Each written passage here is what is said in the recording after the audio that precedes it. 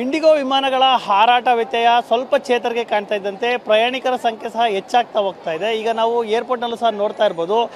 ಏನು ಕೆಂಪೇಗೌಡ ಅಂತಾರಾಷ್ಟ್ರೀಯ ವಿಮಾನ ನಿಲ್ದಾಣ ಟರ್ಮಿನಲ್ 1ರ ಮುಂಭಾಗ ಇದ್ದೀವಿ. ಇವತ್ತು ಅದರಲ್ಲೂ ಪ್ರಮುಖವಾಗಿ ಏನು ವೀಕೆಂಡ್ ಮುಗಿದಿದೆ, ಹೀಗಾಗಿ ಕೆಲಸ ಕಾರ್ಯಗಳಿಗೆ ತೆರಳೋದಕ್ಕೆ ಜೊತೆಗೆ ಅಂತಾರಾಜ್ಯಗಳಿಗೆ ತೆರಳೋದಕ್ಕೆ ಹೆಚ್ಚಿನ ಸಂಖ್ಯೆಯಲ್ಲಿ ಪ್ರಯಾಣಿಕರು ಇವತ್ತು ಏರ್ಪೋರ್ಟ್ಗೆ ಬರ್ತಾ ಇದ್ದಾರೆ. ಅದರಲ್ಲೂ ಡಿ ಜಿ ಯಾತ್ರೆಯಲ್ಲಿ ಒಂದು ರೀತಿ ಕ್ಯೂ ಇದ್ದರೆ, ಡಿ ಜಿ ಯಾತ್ರೆ ಇಲ್ಲದೆ ಇರ್ತಕ್ಕಂಥವ್ರಲ್ಲಿ ಮತ್ತಷ್ಟು ಹೆಚ್ಚಿನ ಕ್ಯೂ ಕಾಣಿಸ್ತಾ ಇರ್ತಕ್ಕಂಥದ್ದು. ಕಿಲೋಮೀಟರ್ ಗಟ್ಟಲೆ ಇರ್ತಕ್ಕಂಥ ರೀತಿಯಲ್ಲಿ ಕ್ಯೂ ಇವತ್ತು ಭಾಸವಾಗ್ತಾ ಇದೆ. ಯಾಕಂದರೆ ಏನು ಡಿಪಾರ್ಚರ್ ಗೇಟ್ಗಳಿಗೆ ಅಷ್ಟೇ ಇಷ್ಟು ದಿನ ಸೀಮಿತ ಆಗ್ತಾ ಇತ್ತು ಲೈನ್, ಆದರೆ ಇವತ್ತು ಆ ಲೈನ್ ಡಿಪಾರ್ಚರ್ ಗೇಟಿಂದ ಅರೈವಲ್ ಗೇಟ್ವರೆಗೂ ಸಹ ಮುಂದುವರಿದೆ. ಈಗಾಗಲೇ ನಾವು ದೃಶ್ಯಗಳಲ್ಲೂ ಸಹ ನೋಡ್ತಾ ಇರ್ಬೋದು.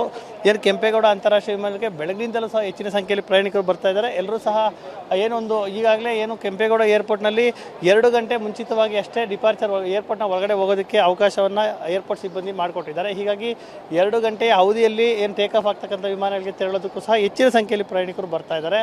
ಅದರಲ್ಲೂ ಸಹ ಏನು ಆ ಕ್ಯೂನಲ್ಲಿ ನಿಂತುಕೊಂಡು ಪರದಾಟವನ್ನು ಅನುಭವಿಸ್ಕೊಂಡು ಒಳಗಡೆ ಹೋಗುವಂಥ ಪರಿಸ್ಥಿತಿ ನಿರ್ಮಾಣ ಆಗಿರ್ತಕ್ಕಂಥದ್ದು. ಯಾಕಂದರೆ ಫ್ಲೈಟ್ಗಳು ಈಗ ಎಂದಿನಂತೆ ಹಾರಾಟವನ್ನು ನಡೆಸ್ತಾರೆ. ಇವತ್ತು ಒಂದು 60 ಫ್ಲೈಟ್ ಕ್ಯಾನ್ಸಲ್ ಆಗಿದ್ದರೂ ಸಹ ಹೆಚ್ಚಿನ ಪ್ರಮಾಣದಲ್ಲಿ ಆ ಫ್ಲೈಟ್ಗಳು ಈಗ ಮತ್ತೆ ಏನು ನಮ್ಮ ಟೇಕ್ ಆಫನ್ನು ತಗೊಳ್ತಾ ಇದೆ. ಹೀಗಾಗಿ ಹೆಚ್ಚಿನ ಸಂಖ್ಯೆಯಲ್ಲಿ ಪ್ರಯಾಣಿಕರು ಸಹ ಬರ್ತಾ ಇದ್ದಾರೆ.